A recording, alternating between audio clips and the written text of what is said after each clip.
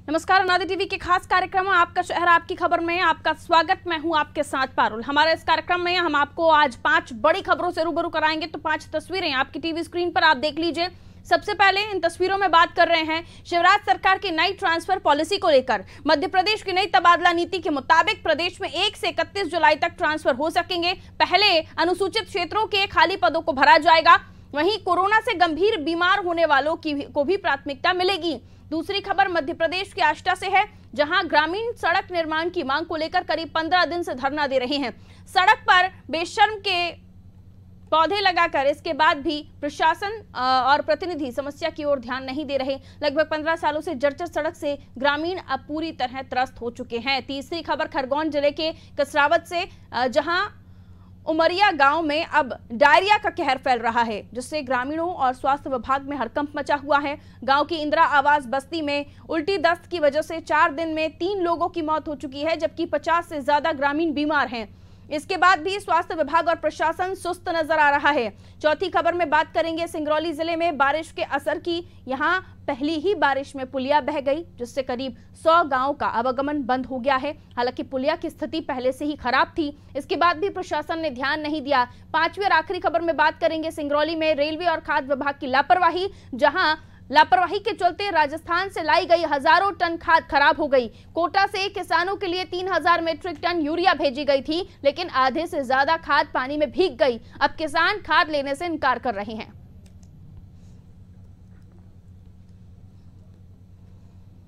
मध्य प्रदेश की शिवराज सरकार ने नई ट्रांसफर पॉलिसी जारी कर दी है, जिसके मुताबिक प्रदेश में 1 से 31 जुलाई तक ट्रांसफर हो सकेंगे। पहले अनुसूचित क्षेत्रों के खाली पदों को भरा जाएगा, वहीं कोरोना से गंभीर बीमार होने वालों को प्राथमिकता दी जाएगी। यदि सरकारी प्रक्रिया से उनका ट्रांसफर हो रहा होगा तो इस आधार पर उनका तबादला रोका भी जा सकता है। अभी यह छूट कैंसर, किडनी खराब, ओपन हार्ट सर्जरी के चलते नियमित जांच कराने वाले कर्मियों को मिलती है।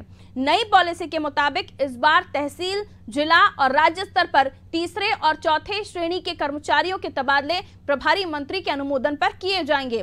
पहले और दूसरे श्रेणी के अधिकारियों के स्थानांतरण विभागीय मंत्री के अनुमोदन और जिले के भीतर के तबादले प्रभारी मंत्री और कलेक्टर आपसी समन्वय से करेंगे।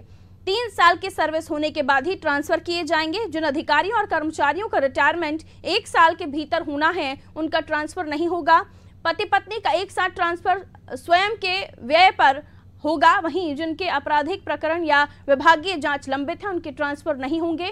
नई पॉलिसी के मुताबिक डीएसपी से नीचे के पुलिस अधिकारियों और कर्मचारियों के ट्रांसफर पर पुलिस स्थापना बोर्ड निर्णय लेगा। जिले के अंदर प्रभारी मंत्री की अनुशंसा पर एसपी पोस्टिंग करेंगे। डीएसपी और उनसे ऊपर के पुलिस अफसरों के तबादले गृह मंत्री के अनुमोदन के बाद समन्वय में मुख्यमंत्री करेंगे। आपको बता दें, सीएम शिवराज सिंह चौहान ने 1 से 31 जुलाई तक के लिए ट्रांसफर पर लगे बैन को हटाने का ऐलान किया है। बजट सत्र के दौरान कैबिनेट बैठक में निर्णय लिया गया था कि 1 से 31 मई के बीच ट्रांसफर हो सकेंगे, लेकिन कोरोना की दूसरी लहर के कारण नीति को लंबित कर दिया गया था। शिवराज सिंह के चौथे कार्यकाल में पहली बार ट्रांसफर से बैन हटा है। 2010 के बाद ये 6वीं बार तबादलों से बैन हटा है।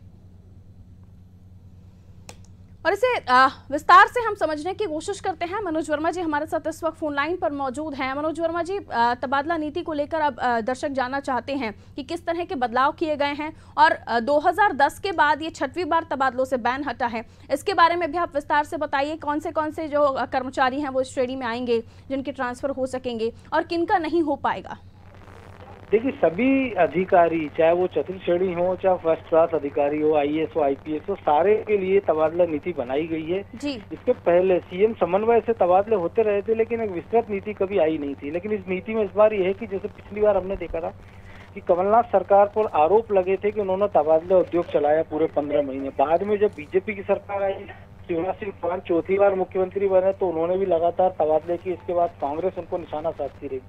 इस तबादला नीति में 2 चीजें उन्होंने कही है कि अप्रैल 2020 के बाद जिन लोगों का ट्रांसफर हुआ था अभी तक, उनका दोबारा से तबादला नहीं होगा। इसके साथ ही जो कर्मचारियों की कुल संख्या है, उसके 10% से ज्यादा के ट्रांसफर नहीं होंगे।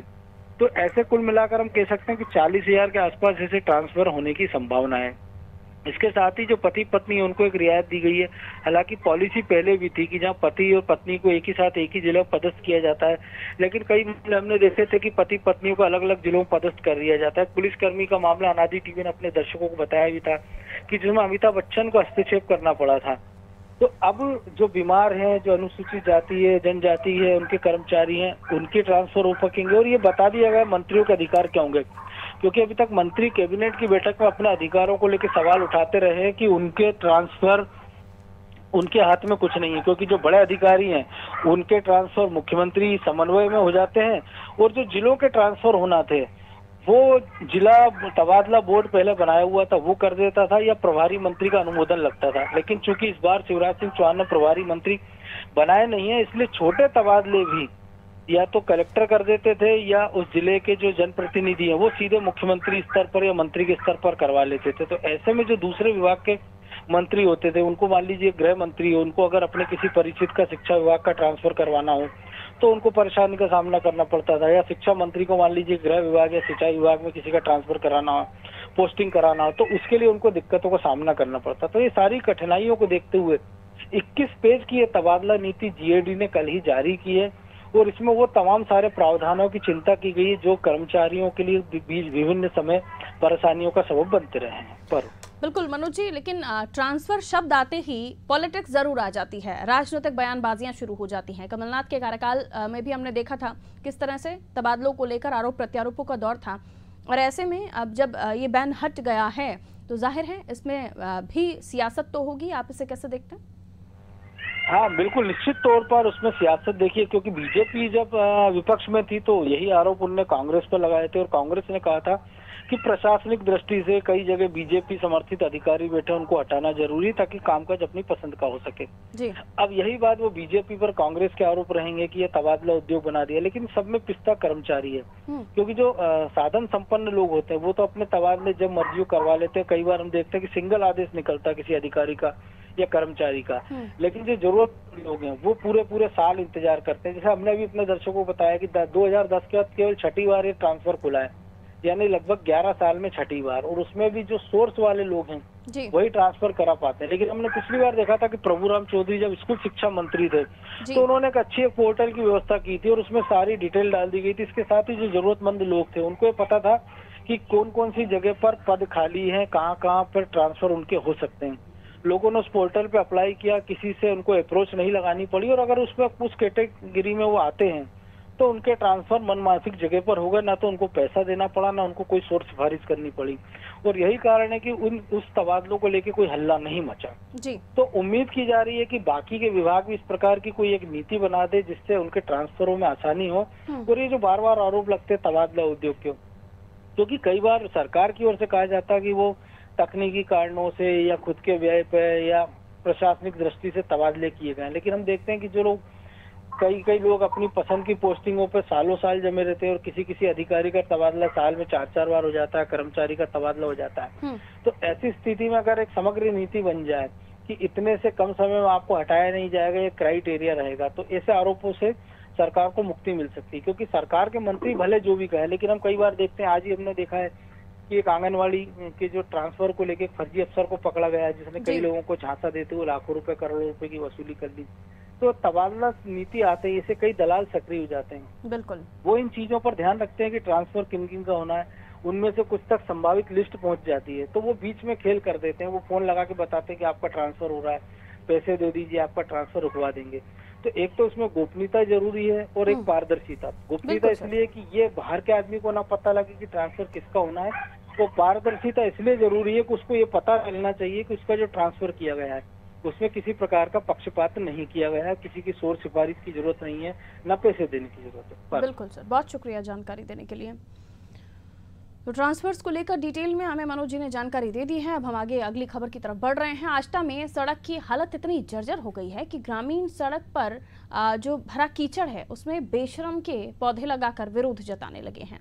करीब 15 दिन से लगातार धरना देकर सड़क निर्माण की मांग कर रहे हैं। इसके बाद भी ना तो प्रशासन और ना ही जनप्रतिनिधि कोई भी सुध नहीं ले रहा। दरअसल खाचरौद सिद्दीकगंज मार्ग है जहां 15 सालों से ये मार्ग जर्जर हालत में है। 22 किलोमीटर की ये सड़क है जहां 40 से अधिक गांव इस सड़क से जुड़े हुए हैं, लेकिन सड़क की हालत इतनी खस्ता है, इतनी खराब है कि लोगों को काफी परेशानियों का सामना करना पड़ता है। हालांकि सालों बाद सड़क निर्माण के लिए प्रयास किए गए हैं और इसी साल जनवरी में भव्य कार्यक्रम में भूमि पूजन भी कर दिया गया। विधायक रघुनाथ सिंह मालवीय, भाजपा जिला अध्यक्ष रवि मालवीय सहित कई भाजपा नेताओं की मौजूदगी में भूमि पूजन हुआ था, जिससे ग्रामीणों को लगा कि अब 15 वर्षों से बदहाल इस सड़क की हालत सुधर जाएंगे। लेकिन 6 महीने के बाद भी सड़क का निर्माण कार्य शुरू नहीं हो सका, जिसके चलते अब ग्रामीणों के सब्र का जो बांध है वो टूट सा गया है। सड़क निर्माण की मांग को लेकर आक्रोशित ग्रामीण 10 जून से धरने पर बैठे हुए हैं। प्रशासन प्रतिनिधि जनप्रतिनिधि के प्रति विरोध जताने के लिए ग्रामीणों ने सड़क पर बेशरम के पौधे लगाए हुए हैं। ग्रामीणों ने बताया ये 10 जून से धरने पर बैठे हैं, लेकिन कोई जनप्रतिनिधि उनसे मिलने तक नहीं पहुंचा। हालांकि धरना प्रदर्शन को कई सामाजिक संगठन सहित कांग्रेस ने भी समर्थन दे दिया है। 1 करोड़ सिद्दीगंज वाला रोड़ा है, एक धामंदा रोड है, एक सीहोर के पास का रोड है। 101 करोड़ की योजना है, ये वो सैंक्शन करा दिया उनने। हमारे माननीय यहाँ के लापरवाह जो विधायक है, वो खाली उनको भूमि पूजन करने का शौक है। उनने यहाँ के भूमि पूजन भी किया पर वो काम स्टार्ट नहीं करा पाए। इनकी घोर लापरवाही बीजेपी गवर्नमेंट की है। और हमारे माननीय मुख्यमंत्री महोदय का गृह जिला तो हम सब कहते हैं, पर वो गृह जिले उनका मात्र नसरुल्लागंज बूंदी तक सीमित है। वो इधर यहाँ की कोई भी योजना आती है उनके क्षेत्र में चली जाती है। वो कोई भी काम करने को तैयार नहीं। हमारे यहाँ का बहुत बड़ा एक हॉस्पिटल आया था एम्स से, वो भी यहाँ से वो लेके चले गए। कि यहाँ बैठे हुए लोगों को आप 10, 15 या 50 लोग मत समझिए, ये 50 गांव के जनप्रतिनिधि है, 50 गांव का प्रतिनिधित्व करते हैं। और इस सड़क का जो महत्व है वो सिर्फ सिद्दीगंज, खाचरौद, नौगांव, बापचा या नीलबड़ या धुराड़ा नहीं है। इस सड़क का और महत्व है कि ये खातेगांव, कन्नौज से लेकर आष्टा के क्षेत्र हाटपिपलिया तक इससे जाते हैं। इसलिए अगर अभी भी प्रशासन नहीं जागा, मुख्यमंत्री की नींद नहीं खुली, तो ग्रामीण लोग इन लोगों के साथ मिलकर के इस लेवल पे आंदोलन करेंगे कि प्रशासन को संभालना मुश्किल हो जाएगा। तो ये जो सड़क है इसको लेकर इसीलिए लोगों की उम्मीद थी कि कई सारे गांवों को ये सड़क जोड़ती है, लेकिन बावजूद उसके इस सड़क का भूमि पूजन होने के बाद भी अब इसका बनना जो है वो शुरू नहीं हो पाया है। हालांकि बताया कि बहुत ज़्यादा समय नहीं, 6 महीने हुए हैं, तो यहाँ पर लोगों को सब्र करना चाहिए, लेकिन थोड़ी सी सियासत भी यहाँ पर होना शुरू हो गई। किरण हमारे साथ जुड़ी हुई है, हमारे संवाददाता, हमें जानकारी देंगी। किरण, आखिर क्यों 6 महीने हो गए हैं यहाँ पर काम शुरू नहीं हुआ, और 6 महीने में क्यों सियासत यहाँ उबाल मार रही है? क्योंकि अगर जनता का विरोध खाली होता तो समझ में आता है, यहाँ कांग्रेस कूद गई है।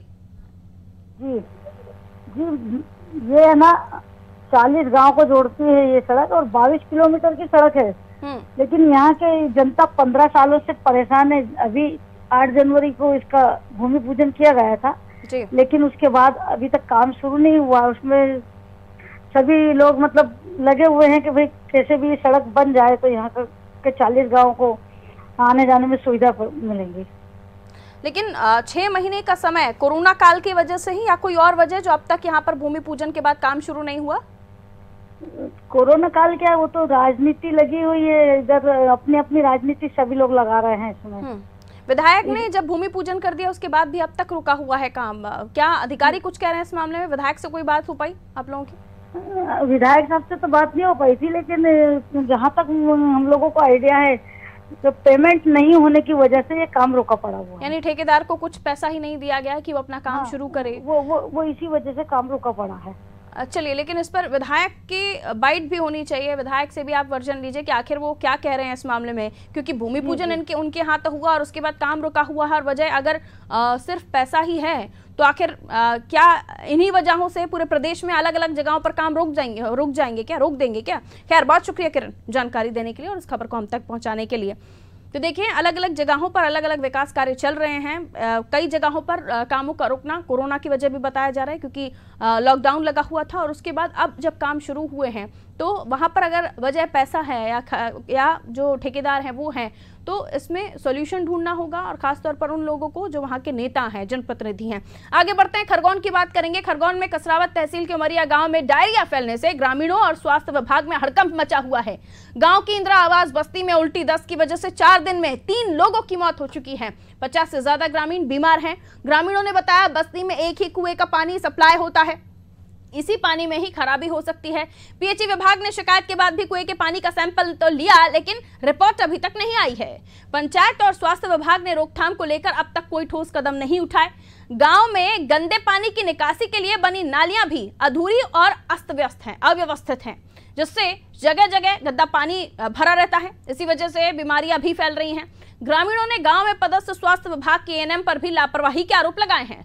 ग्रामीणों का कहना है जानकारी देने के चौथे दिन स्वास्थ्य विभाग की टीम गांव पहुंची है। कसरावत स्वास्थ्य विभाग के सीएचओ ने कहा ओआरएस के पैकेट और दवाई वितरित की गई है, घर घर सर्वे किया जा रहा है। यह समस्या ये है, हमारे गांव में उल्टी दस्ते की शिकायत है और पूरे गांव में कम से कम 4 दिन से शिकायत है। हमने सरपंच सचिव को शिकायत बता दी है, लेकिन अभी तक कुछ नहीं हुआ। और स्वास्थ्य विभाग से आए थे जैन साहब, उन्होंने सैंपल लेके चले गए, लेकिन अभी तक कोई सुनवाई नहीं हुई है। और गांव में कम से कम 40 से 50 मनुष्य इसके शिकार हुए और प्राइवेट इलाज करवाने के लिए उनको कहीं खरगोन भेज रहे हैं, कहीं यहाँ पे इलाज करवा रहे हैं और कोई स्वास्थ्य विभाग वाला कोई नहीं आता। और यहाँ पे स्वास्थ्य विभाग का अस्पताल है, लेकिन वहाँ पे उनके पति डॉक्टर है, प्राइवेट इलाज करते हैं, बाकी सरकारी अस्पताल में कोई इलाज नहीं करते। सरकारी अस्पताल में जो भी जाते हैं उनके लिए पैसे लेते हैं वो। क्या नाम आपका? गंगाराम यादव। क्या समस्या है यहाँ पर? सर समस्या यह है कि यहाँ पर कुछ भी गड़बड़ चल रही है तो लोगों को उल्टी दस्त चालू हुआ है और वहाँ पर बहुत नुकसान हो रहा है कि बहुत सारे बीमार पड़ गए हैं। मगर न तो यहाँ पर हमने रिपोर्ट भी डाली है सरपंच मंत्री सबको, पर बाकी कोई यहाँ खबर लेने नहीं आ रहा है। 4 रोज हो गए और लोग बहुत सारे परेशान हैं, बहुत से परेशान मतलब बहुत सारे खरगोन में भी मतलब कि भर्ती है, कुछ लोग घर पे भी इलाज करवा रहे हैं और उसके बाद भी ये मंत्री सरपंच और स्वास्थ्य केंद्र की मैडम अपने घर में बैठे हैं। भैया लोग तो पहले खुल के आ नहीं रहे हैं अपने सामने, लोग बताने से डर रहे हैं क्योंकि उनमें पहले से कोरोना का खौफ है।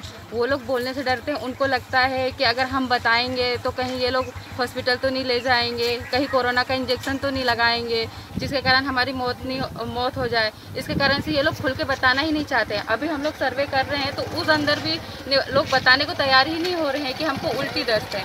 बहुत कन्विंस करने पे बोल रहे हैं, एक निकल के बड़ी मुश्किल से बोल रहा है कि हमको उल्टी दस्त हो रहा है, हमको उल्टी दस्त हो रहा है। पहले तो तैयार नहीं होते हैं, कन्विंस करने के बाद में बोला जा रहा है। हम उनको समझाइश दे रहे हैं कि हम लोग, और सबसे पहले तो जब हम आ रहे हैं तो उनका बोलना यही है कि ये कोरोना के टीके के लिए आ रहे हैं। फिर उन्हें हम लोग को काउंसलिंग करना पड़ रहा है कि हम कोरोना के टीके के लिए नहीं आ रहे हैं, हम उल्टी दस्त के लिए आ रहे हैं। आप लोगों को उल्टी दस्त हो रहा है इसलिए हम आपको मेडिसिन देने आ रहे हैं।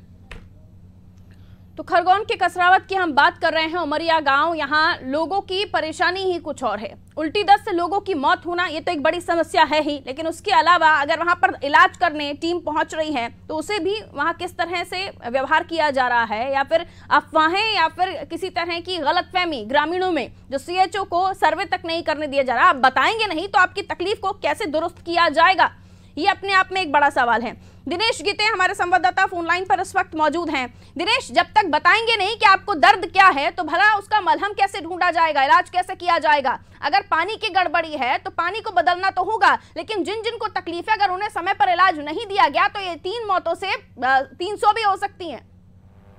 जी बादल जी, मैं बताना चाहूंगा कि ये कसरावत तहसील के ग्राम उटावत ग्राम पंचायत की उमरिया एक गांव है। वहाँ पर पेयजल में प्रदूषण या यूँ कहें कि इन्फेक्शन के कारण ये बीमारी फैली है और गांव के लोग इतने मतलब डरे हुए हैं कि न तो कोविड का टीकाकरण करवा रहे हैं और न ही सही जानकारी दे पा रहे हैं, ताकि वहाँ पर उल्टी दस्त की बीमारी जो फैली हुई है तो उसका स्वास्थ्य विभाग द्वारा इलाज कराया जा सके। अब स्वास्थ्य विभाग की तरफ से सैंपल लिए गए, उसकी कोई रिपोर्ट सामने आई है अब तक? पीएचई विभाग ने बताया जा रहा है कि पीएचई विभाग ने 4 से 5 दिन पहले कुएं मतलब जिस कुएं से ये पानी पी रहे हैं उसके पानी का सैंपल लिया है, लेकिन रिपोर्ट अभी तक अप्राप्त है। चलिए, अब आगे देखना होगा कि सर्वे टीम पहुंच गई है, उनके ट्रीटमेंट के लिए उनसे पूछा जा रहा है। ग्रामीणों को अवेयर करना जरूरी है, वहां के लोगों को अपील करनी होगी कि टीका लगवाना बेहद जरूरी है। आप और हम भी टीका लगवा चुके हैं, कोई तकलीफ नहीं है, आराम से आपसे बात कर रहे हैं। और वहां के लोगों को भी ये समझना होगा कि दस्त और उल्टी से कोरोना नहीं होता, उसका इलाज करवाना जरूरी है। बहुत शुक्रिया दिनेश जानकारी देने के लिए। चलिए अगली खबर की ओर हमें रुख करना होगा। मानसून की दस्तक के साथ बारिश का असर सिंगरौली में भी दिख रहा है। जिले में खुटार के पास बनी पुलिया गुरुवार देर रात अचानक बह गई। ये पुलिया सिंगरौली परसौना से रजबिलान जाने वाली मुख्य सड़क पर है। पुलिया के टूटने से दोनों तरफ कई किलोमीटर लंबा जाम लगा हुआ है। सड़क के ऊपर से लगातार पानी बह रहा है। इस दौरान लोगों को काफी परेशानी भी हुई। खुटार चौकी पुलिस पूरी रात पहरेदारी करती रही। पुलिस जो है वहां जो पहरेदारी कर रही थी, उसके बाद पुलिया के बहने से करीब 100 गांव का आवागमन यहां बंद हो गया। आपको बता दें, बेड़न पहुंचने के बाद ये एकमात्र रास्ता है। इस घटना से शासन प्रशासन की बड़ी लापरवाही उजागर हो रही है। बताया गया पुलिया पहले से ही क्रैक थी। ज्यादातर इसी रोड पर ओवरलोड कोयले से लदे ट्रक चलते हैं। ऐसे में अगर समय रहते पुलिया बनवा दी जाती तो स्थिति ये ना होती। हम इस समय पे खड़े हैं बेड़न थाना अंतर्गत खुटार चौकी के आगे। एक पुल टूट गई है जिससे करीबन रात 10 बजे से यहाँ 12 घंटे बीत चुके हैं और लंबा जाम लगा हुआ है, 5 किलोमीटर का लंबा जाम। और आपको बता दें कि ये रास्ता एसआर पावर कोर्ट की ओर जाता है और ये रोड टूटने का कारण है कि जो बड़ी वाहनों से कोयला परिवहन किया जाता है उसके कारण ये रोड पूरी क्षतिग्रस्त हो गई है। जहां आपको बता दें, स्थानीय लोगों के द्वारा बताया गया है कि 5 दिन पहले भी ये रोड टूट गई थी और एहसान प्रबंधन के द्वारा इसमें लीपापोती की गई। एक ट्रक पत्थर ले आके यहाँ गिरवा दिया गया। उसके बाद कोई यहाँ देखने नहीं आया, जिससे स्थानीय लोग बहुत ही परेशान हैं, पूरी रात परेशान हैं। और बारिश यहाँ पे 4 दिनों से लगातार हो रही है। आपको हम मेरे पीछे आप देख सकते हैं कि कितनी ज़्यादा भीड़ लगी हुई है और ट्रकों का 5 किलोमीटर लंबा जाम लगा हुआ है और लोग आवागमन रोक नहीं रहे हैं, जिसके कारण बड़ी दुर्घटना हो सकती है। आप हमारे पीछे देख सकते हैं, हम यहाँ स्थानीय निवासी के द्वारा कुछ जानकारी लेना चाहेंगे। क्या नाम है आपका? ये कब से जाम लगा हुआ है? करीब 11 बजे राजस्थान से। तो यहाँ पे कोई प्रबंधन का कोई भी आदमी नहीं आया? कोई नहीं आया। माना जाता है कि ये एसआर की रोड है, एसआर द्वारा यहाँ लगातार परिवहन किया जाता है, तो एसआर प्रबंधन द्वारा यहाँ पे कोई भी इंतजाम नहीं किए गए? कोई नहीं सर, यहाँ ये धोखा पत्थर लियान करके एक बार टूटी थी, आज 5 साल पहले तो पत्थर गिरा दिए थे और पत्थर गिराने के बाद हमने बोला उनको जाम मत कीजिए और हम लोगों का घर डूब जाएगा। तो बोला कि नहीं, तेल पीना के लिए ये कर दीजिए। अभी ये देखिए, नहीं सर, शाम को पानी गिर जाएगा तो कहाँ कोई मर जाएगा तो, और हम उसका जिम्मेदारी है, हमको काम नहीं। आपने बोला ये तो एहसान प्रबंधन के द्वारा क्या बोला गया? वो बोला गया कि हम रास्ता बंद कर दें, ये बोला गया। हम कहीं सर रास्ता बंद न कीजिए, इसमें ढोला लगा दीजिए, ठीक हो जाएगा। क्या नहीं, हम नहीं ये करेंगे, इसको 1 दिन बाद हम इसको बनवा देंगे। हमने कहा सर शाम को पानी गिर जाएगा तो हम, वो बोला कि गिर जाएगा कोई मर जाएगा तो। ऐसा माना जा रहा है कि कल रात में कुछ लोगों को बचाने के चक्कर में 1-2 लोगों को चोटें भी आई हैं। चोट आई है सर। शाम को पूरा जाम था, हमारे घर में पानी सूख रहा था, मैंने नेट मारा, अगल बगल का वो बाउंड्री थी वो घिस गई। देख रहे हैं कि लोग किस तरह से परेशान हैं। और अभी आपको बता दें कि अभी जिला प्रशासन द्वारा यातायात विभाग यहाँ पर पहुँच चुका है, जिससे ये आवागमन जो बाधित हुआ है इसको पूरी तरह से रोक दिया जाए, क्योंकि ये पुलिया टूटने के कारण बड़ी दुर्घटना हो सकती है। रुपेश चतुर्वेदी के साथ अनादि टीवी सिंगरौली। रुपेश हमारे साथ इस वक्त फोन लाइन पर मौजूद हैं। रुपेश, अब क्या स्थिति है? क्या इस पुलिया को बनाया गया या कोई साधन ढूंढा गया जिससे यहाँ का आवागमन जो बाधित था वो सुचारू रूप से चल सके? जी, मैं ये बता दूं कि ये बेड़न थाना क्षेत्र के खुटार चौकी अंतर्गत ये मामला हुआ है। खुटार चौकी से महज 100 मीटर की दूरी पर एक पुल, छोटी पुल है। छोटी पुल करीबन 5 दिन पहले ये पुल टूट गई थी और जिसमें एसआर का कोयला परिवहन इस मार्ग से किया जाता है। तो एसआर द्वारा यहाँ पे एक ट्रक पत्थर गिरा दिया गया। उसके बाद लापरवाही देखी गई उनके अंदर। 5-6 दिन में इसकी मरम्मत नहीं की गई, जिससे 5 दिनों से बारिश होने के कारण बीती रात ये पुल पूरी तरह से क्षतिग्रस्त हो गया। आधा रोड टूट चुका है, जिससे 5-6 किलोमीटर का लंबा जाम करीबन रात 10 बजे से लगा हुआ है। और जिसके बाद अनादि टीवी की टीम वहां जब पहुंची और हमने जिला प्रशासन को जब सूचित किया तब बैढ़न मुख्यालय से जिला प्रशासन वहां पहुंची है और पूरी तरह से मार्ग को बंद कर दिया गया है। ठीक है रुपेश, अगली खबर पर भी होगी आपसे बात, बने रहिए हमारे साथ। चलिए, तो जैसे ही बारिश यहाँ पर आई, पुलिया क्षतिग्रस्त हुई। 5 दिन पहले जैसे ही बारिश ने अपना रौद्र रूप दिखाया, पुलिया पूरी तरह से खराब हो चुकी है, टूट चुकी है, आवागमन बाधित हुआ है। आगे बढ़ते हैं। सिंगरौली जिले में रेलवे और खाद्य विभाग की लापरवाही के चलते राजस्थान से लाई गई हजारों टन खाद खराब हो गई। बताया गया कोटा से सीधी और सिंगरौली जिले के किसानों के लिए 3000 मीट्रिक टन यूरिया की खेप भेजी गई थी, जिसमें 500 टन यूरिया सीधी के लिए और 2500 टन यूरिया सिंगरौली के लिए था, जिसे बरगवा रेलवे स्टेशन पर उतारा गया। लेकिन रेलवे ने खाद की सुरक्षा के लिए कोई इंतजाम नहीं किए।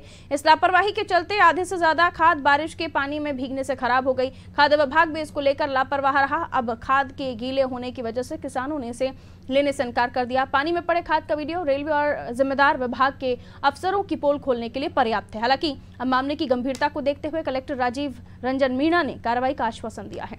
रुपेश हमारे साथ लगातार बने हुए हैं। रुपेश, जाहिर है जो जनता का पैसा उसकी बर्बादी यहाँ पर हो रही है, लेकिन अगर खाद यहाँ पर उतारा गया था तो रेलवे विभाग के किसी अधिकारी को सूचित किया गया था, नहीं किया गया था कि ये खाद यहाँ पर उतार दिया गया है, या फिर जो वहाँ पे जो देखने वाले लोग हैं या जो स्टाफ है उनकी तरफ से कोई केयरिंग हो जाती तो शायद यूरिया खराब नहीं होता?